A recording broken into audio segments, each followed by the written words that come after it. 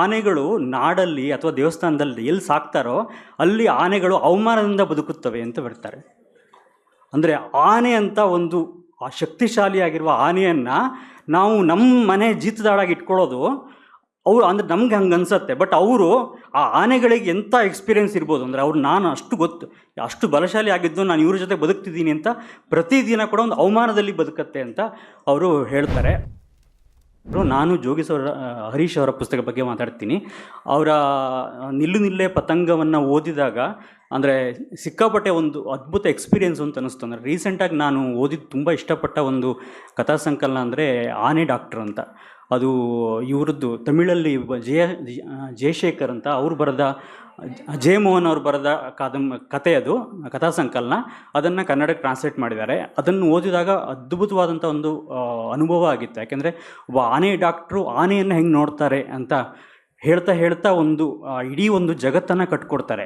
ಆ ಜಗತ್ತು ನಮಗೆ ಗೊತ್ತೇ ಇಲ್ಲ ಅಂತಂದ್ರೆ ನಾವು ತಗೊಳ್ತಾ ಇರುವ ಇನ್ಫಾರ್ಮೇಷನ್ ಆಗಿರ್ಬೋದು ಅಥವಾ ನಾವು ತಗೊಳ್ತಾ ಇರುವ ಮನೋರಂಜನೆಗಳಾಗಿದ್ದಾವೆ, ಅವೆಲ್ಲ ಏನಾಗಿದ್ದಾವೆ ಅಂತಂದರೆ ನಮಗೆ ಇವತ್ತಂದರೆ ಎಂಟರ್ಟೈನ್ಮೆಂಟ್ ಒಂದು ಮಾತಾಡ್ತಿದ್ದೀವಿ ಬಿಟ್ಟರೆ ಎಕ್ಸ್ಪೀರಿಯೆನ್ಸ್ ಆಗ್ತಿಲ್ಲ. ಅಂದರೆ ಎಲ್ಲವೂ ಒಂದು ಖುಷಿಪಡಿಸಿ ಅಥವಾ ನಕ್ಕು ಇದೇ ಅಂದರೆ ಇದರ ಪರಿಧಿಯನ್ನು ಮೀರಿ ದಾಟಿ ಹೋಗ್ತಾನೆ ಇಲ್ಲ. ಹಾಗಿರುವಾಗ ಈ ಥರದ ಪುಸ್ತಕಗಳು ಬಹಳ ಮುಖ್ಯವಾಗತ್ತೆ ಅಂತ ನಂಗೆ ಅನಿಸುತ್ತೆ. ಯಾಕೆಂದರೆ ನಮ್ಗೆ ಇವತ್ತು ಇನ್ಫಾರ್ಮೇಷನ್ನಿಗೆ ಸೋಷಲ್ ಮೀಡಿಯಾ ಇದೆ ಅಥವಾ ನಮ್ಗೆ ನೆಟ್ವರ್ಕ್ ಇದೆ. ಪ್ರತಿಯೊಂದನ್ನು ನಾವು ಇವತ್ತು ಇನ್ಫಾರ್ಮೇಷನ್ನಾಗಿ ತಗೋಬಹುದು. ಆದರೆ ಎಕ್ಸ್ಪೀರಿಯೆನ್ಸ್ ಆಗಿಸೋದು ತುಂಬ ಕಷ್ಟ. ಈಗ ನನ್ನ ಮಗಳು 15 ವರ್ಷ, ಅವಳ ಟೀನೇಜಿನ ಏಜಿನ ಇದನ್ನು ನೋಡ್ತಾ ಇದ್ದೀನಿ ನಾನು. ಅವಳು ಸುಮಾರು ಯಾವುದೋ ಒಂದು ಫಾರ್ಮಿಂಗಿನ ಒಂದು ಆ್ಯಪ್ ಯೂಸ್ ಮಾಡ್ತಾಳೆ. ಅವಳು ಸ್ವಲ್ಪ ಹೊತ್ತು ಮನೆಯಲ್ಲೇ ಅಂದರೆ ಆಚೆ ಹೋಗ್ತಿರ್ತಾಳೆ. ಎಲ್ಲಿಗೆ ಹೋಗ್ತೀಯ ಅಂತ ಕೇಳಿದರೆ ನಾನು ಫಾರ್ಮಿಂಗಿಗೆ ಹೋಗ್ಬರ್ತೀನಿ ಅಂತ ಹೇಳ್ತಾಳೆ. ಅಂದರೆ ಅವಳು ಫಾರ್ಮಿಂಗ್ ಆ್ಯಪಲ್ಲಿ ಆಟ ಆಡ್ತಿರ್ತಾಳೆ, ಗೇಮಿಂಗ್. ಅಲ್ಲೇನೋ ಅವ್ರು ಯಾರೋ ಜಮೀನು ಕೊಟ್ಟರು, ಅವ್ರು ಯಾರೋ ಇದನ್ನು ಕೊಟ್ಟರು, ಅಲ್ಲೇನೋ ಇವತ್ತು ಇದನ್ನು ಅದನ್ನು ಬೆಳೆದೆ ಹಿಂಗೆ ಹೇಳ್ತಿರ್ತಾಳೆ. ಅಂದರೆ ಅದು ಏನಾಗೋಗಿದೆ, ವರ್ಚುವಲ್ ಆಗೋಗಿದೆ.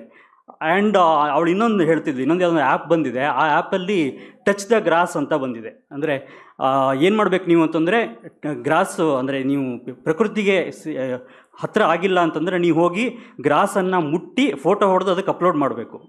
ಅಪ್ಲೋಡ್ ಮಾಡಿದರೆ ಅದು ನಿಮ್ಮ ಟಚ್ ದ ಗ್ರಾಸ್ ಅಂತ ತಗೊಳುತ್ತೆ. ಅಂದರೆ ಹೀಗೆ ಪ್ರತಿಯೊಂದನ್ನು ಇವತ್ತು ಟೆಕ್ನಾಲಜಿ ಅವರಿಗೆ ವರ್ಚುವಲಿ ಮುಟ್ಟಿಸ್ತಿದೆ ಹೊರತು ಅನುಭವವಾಗಿ ಮುಟ್ಟಿಸ್ತಾ ಇಲ್ಲ. ಹಾಗಿರುವಾಗ ಈ ಕಾದಂಬರಿಯನ್ನು ಓದಿದರೆ, ಅಂದರೆ ಈ ಇಡೀ ಕಾದಂಬರಿಯಲ್ಲೇ ಅವರು ಕತೆ ಶುರುವಾಗುವಾಗ ಒಂದು ನಿಲ್ಲು ನಿಲ್ಲೇ ಪತಂಗ ಅಂದರೆ ಅದು ಯೂಶ್ವಲಿ ನಾವೆಲ್ಲ ಪತಂಗ ಅಂದರೆ ಚಿಟ್ಟೆ ಅಂತ ಅಂದ್ಕೊಂಡಿರ್ತೀವಿ. ಆದರೆ ಇಲ್ಲೇನು ಅಂದರೆ ಪತಂಗ ಬೇರೆ ಚಿಟ್ಟೆ ಬೇರೆ.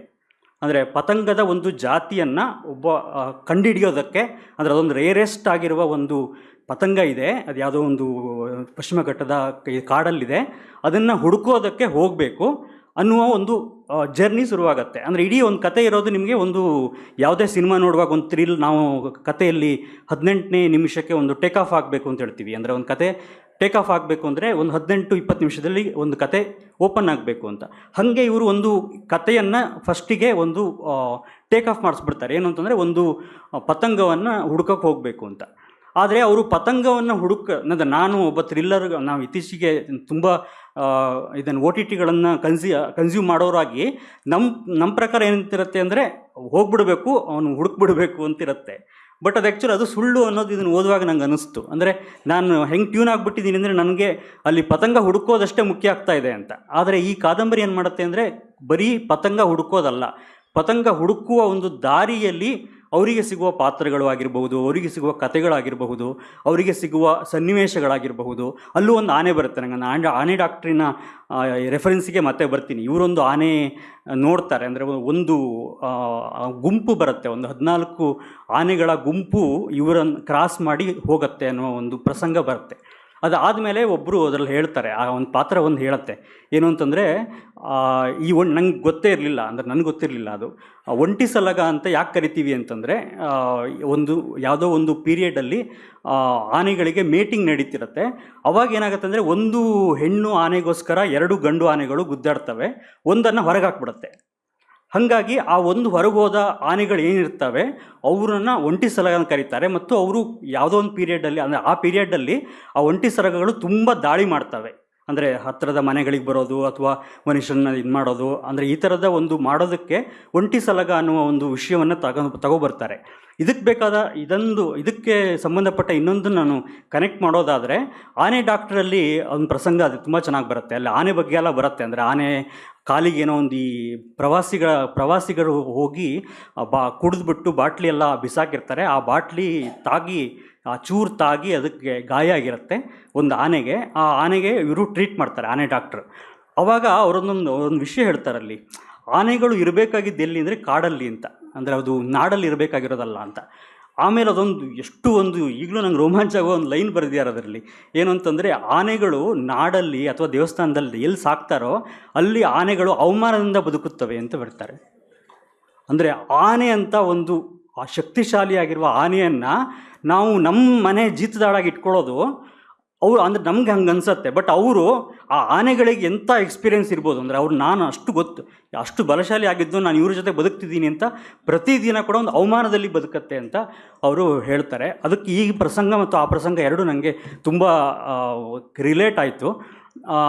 ಇಷ್ಟು ಹೇಳ್ಬೋದು. ಬಹುಶಃ ಈ ಕಾದಂಬರಿನ ಪ್ರತಿಯೊಬ್ಬರು ಓದಬೇಕು. ಯಾಕೆಂದರೆ ಈ ಕಾದಂಬರಿಯನ್ನು ಅವರು ಫ್ಯಾನ್ ಫಿಕ್ಷನ್ ಅಂತ ಕರೆದಿದ್ದಾರೆ. ಯಾಕೆಂತಂದರೆ ಒಂಥರ ತೇಜಸ್ವಿಗೆ ಇದೊಂಥರ ಡೆಡಿಕೇಶನ್ನು. ಯಾಕೆ ಅಂತಂದರೆ ಈ ಕಾದಂಬರಿಯಲ್ಲಿ ಒಂದು ಪಾತ್ರ ಕೂಡ ತೇಜಸ್ವಿ ಬಂದು ಹೋಗ್ತಾರೆ. ಅಂದರೆ ತೇಜಸ್ವಿಯ ಕೂಡ ಒಂದು ಪಾತ್ರ ಆಗಿದ್ದಾರೆ ಇದರಲ್ಲಿ. ಆ್ಯಂಡು ಅವರು ವಿಮರ್ಶಕರು ಅಂತ ಯಾವಾಗಲೂ ಮಾತಾಡ್ತಿರ್ತೀವಲ್ಲ, ಅಂದರೆ ಹರೀಶ್ ಕೇರ ನಮ್ಗೆ ಯಾವಾಗಲೂ ಏನು ಬರೆದ್ರೂ ಕೂಡ ಹರೀಶ್ ಕೇರ ಏನು ಹೇಳ್ತಾರೇನೋ ಅಂತ ಒಂದು ಭಯ ಆಗ್ತಿರುತ್ತೆ. ಯಾಕೆಂದರೆ ಅವ್ರ ಒಳಗಿನ ವಿಮರ್ಶಕ ಯಾವಾಗಲೂ ಜಾಗೃತವಾಗಿರ್ತಾರೆ. ಅದು ಆ ವಿಮರ್ಶಕ ಅವರು ಕಾದಂಬರಿ ಆದಾಗಲೂ ಕೂಡ ಬಿಟ್ಟಿಲ್ಲ, ಅವರನ್ನು ಬಿಟ್ಟಿಲ್ಲ. ಅವರದ್ರಲ್ಲಿ ಒಂದು ಪಾಯಿಂಟ್ ಬರುತ್ತೆ. ಅಂದರೆ ಯೂಶ್ವಲಿ ಇದನ್ನು ಓದಿದಾಗ ನಿಮಗೆ ಎಲ್ರಿಗೂ ಬರುವ ಪ್ರಶ್ನೆ ಏನು ಅಂತಂದರೆ, ಒಂದು ಸ್ವಲ್ಪ ಕರುವಾರ ನೆನಪಾಗತ್ತೆ ಅಂತ ಅನಿಸುತ್ತೆ ನಮ್ಮೆಲ್ಲರಿಗೂ. ಸೊ ಅದನ್ನು ಅವರೇ ಕೇಳ್ತಾರೆ. ಇನ್ನೊಬ್ಬರು ಪಣಿಕರ್ ಅಂತ ಆ ಕ್ಯಾರೆಕ್ಟ್ರಿಗೆ ಅವ್ರು ಕೇಳ್ತಾರೆ, ಅಲ್ಲ ಸರ್ ಇದೊಂಥರ ನೀವು ಹುಡ್ಕೊಂಡು ಹೋಗ್ತಿರೋದು ಹೆಂಗಿದೆ ಅಂದರೆ, ಕರುವಾರದಲ್ಲಿ ಇದನ್ನು ಹಾರೋ ಓತಿಯನ್ನು ಹುಡ್ಕೊಂಡು ಹೋದಂಗೆ ಅನಿಸಲ್ವಾ ಅಂತ ಅವರೇ ಕೇಳಿಬಿಟ್ಟು, ಅಂದರೆ ಬೇರೆ ಯಾರೋ ಪ್ರಶ್ನೆ ಮಾಡದೇ ಇರಲಿ ವಿಮರ್ಶಕರು ಅಂತ ಅವರೇ ಪ್ರಶ್ನೆ ಕೇಳ್ಕೊತಾರೆ. ಸೊ ಇದು ತುಂಬ ಒಳ್ಳೆಯ ಕಾದಂಬರಿಯನ್ನು, ಮೊದಲ ಕಾದಂಬರಿಯನ್ನು ಕೊಟ್ಟಿದ್ದಾರೆ. ನನ್ನ ಪ್ರಕಾರ ಏನು ಅಂತಂದರೆ, ಇದು ಬಹಳ ಸಣ್ಣ ಆಯಿತು ಅಂತ ಅನ್ನಿಸ್ತು ನನಗೆ. ಈ ಥರದ್ದು ತುಂಬ ಕಾದಂಬರಿಗಳು ಬರಬೇಕು. ಯಾಕೆಂದರೆ ಇದು ಬಹಳ ಚಿಕ್ಕದಾಗಿರುವ ಒಂದು ಅಟೆಂಪ್ಟ್ ಅಷ್ಟೇ. ಇನ್ನಷ್ಟು ಕಾದಂಬರಿಗಳು ಬರಲಿ ಅಂತ ಕೇಳಿಕೊಂಡು ನನ್ನ ಮಾತನ್ನು ಮುಗಿಸ್ತೀನಿ. Thank you so much.